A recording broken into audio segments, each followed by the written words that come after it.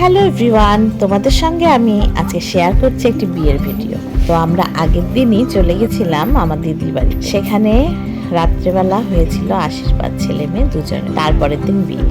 আমার জামাইবাবু প্রথমেই গুরুজনদের কাছে পারমিশন নিয়ে আশীর্বাদ শুরু করলো। তো প্রথমেই হচ্ছে ছেলে আশীর্বাদ।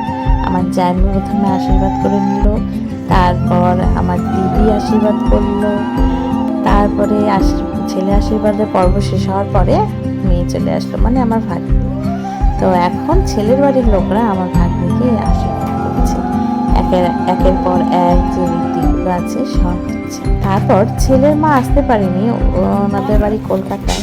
তো একটা সুন্দর কবিতা লিখে পাঠিয়েছেন দুজনের জন্য, সেটাই পাঠ করে শোনাচ্ছে।